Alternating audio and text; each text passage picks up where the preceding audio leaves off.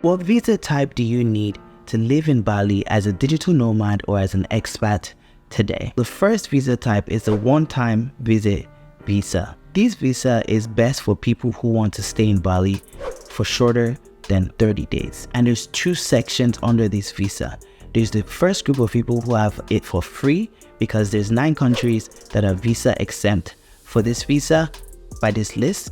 And then there's a second group of people which has 97 countries that have visa exemption. However, they're able to get this visa, which is also known as VOA or visa on arrival.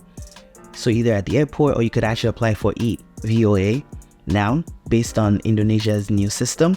And the name of this visa is now going to be called A1 to A4. A1 to A4 just means it just depends on what category you're coming under. So either you're coming for tourism or for some sort of a business thing or for getting treatments, you're allowed to have this visa type. The cost of this visa is 550,000 rupiah, which is also about $35 US. So just make sure that if you're coming in person that you bring your cash, because they only take cash, they don't really take cards. So make sure you have that handy. And like I previously said, you can apply for this visa online. There's also 3 criteria to make sure that you have to be able to get this visa. The first one is you need to make sure that you have a passport that is valid for at least 6 months. Secondly, you need to have a flight that is exiting anywhere in Indonesia. So just book a flight that's outgoing. The third one is a proof of payment of your VOA. And also remember that this visa, VOA, is a single entry. So once you come in and you leave, visa is done. So you can't go multiple entry on this visa. So there are tons of visa types that are applicable to you as an expat or as a digital nomad. So just make sure again you do your research properly. I'm also going to link here Bali Solve. They're on IG. They're a very great group of people that people trust here in Indonesia or on Bali. So make sure you guys check them out on Instagram. They have a lot of valuable information. Also watch to the end because there's some new visa types that Indonesia is going to be rolling out. So stay tuned. Visa type number 2. This is the one-time 60 days visa, formerly known as the B211A and B211B. Anyone from any country can apply for this visa, and this visa is applicable for tourism, for athletes, performers, among different other things. And this visa type is single entry visa, which means when you come in, once you leave, visa is done. So this visa is best for people who want to stay longer than 30 days in Indonesia and less than 60 days or even more. Because with this visa, you can actually extend it, and you can extend for a maximum of 4 times, and each extension is for 30 days maximum. The cost of this visa is 2 juta, which is 2 million rupiah, or about 128 US.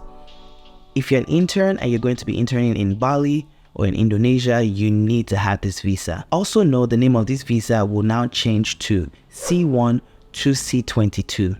So just check the list to know which one you're going to apply for or what category you fall under. The third one is a visit visa 60 days multiple entry. So this is the visa whereby you can come in and out as much as you pretty much want. Anyone from any country can apply for this visa. This visa was formerly known as the D212 visa, which is now going to change to the D1 to D4 visa, D12, D14, and D17 visa. Any citizen from any country can apply for this visa. This visa is for people that are coming here for tourism, filmmaking, government needs, auditing, among many other jobs. Please note that you cannot work legally with this visa type.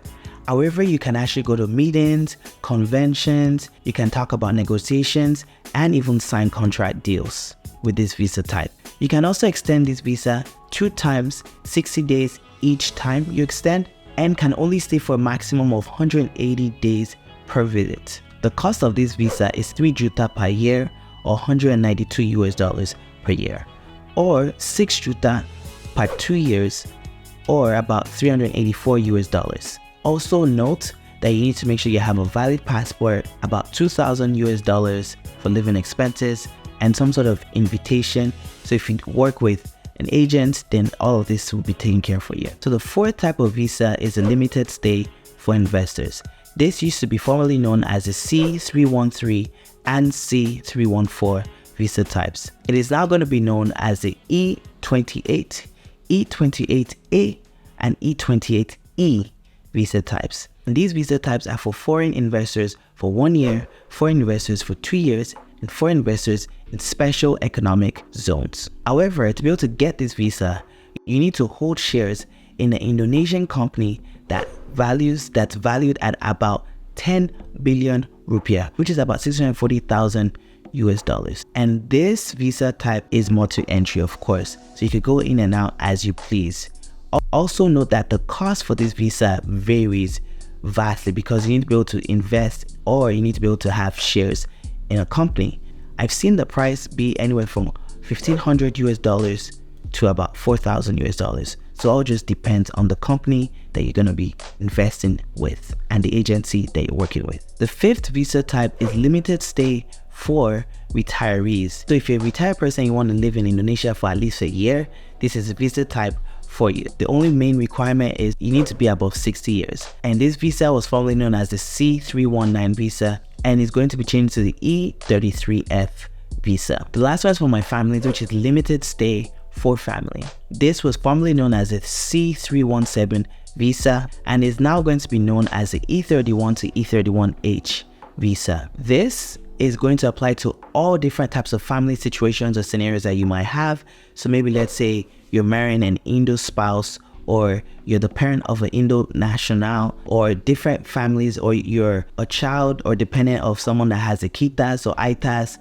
Depending on whatever scenario that you fall under, these visa types would be for you and your family. And now for the extra bonus that I said, these are the new visa types that Indonesia is going to be rolling out. The first one that some of you might have heard about is the Golden Visa. This is going to be for people such as the ex-Indonesian citizens, global talents like myself, maybe like you as well, investors, and then silver hair as called by the Indonesian people. There's also going to be a new 7-day visiting visa. So let's say you don't want to be here for 30 days and you just want to be here for about a week or less. There's going to be a visa type for you guys now. There's also going to be the digital nomad or remote worker visa, which we're all looking forward and waiting for because that's going to be exciting since Bali especially is a big hub for digital nomads. And the last visa type that's going to be rolling out is going to be the ease while working on holidays. So this is almost similar to the Australian working holiday visa. I have not seen the full details, but yeah, that's about it for all the visa types that you need to know going into 2024 and maybe now in 2023. If you have any questions, please drop them down below. Please make sure you do your research and don't forget that you can make a difference in this world. Be a light. Till next time, guys. Peace out.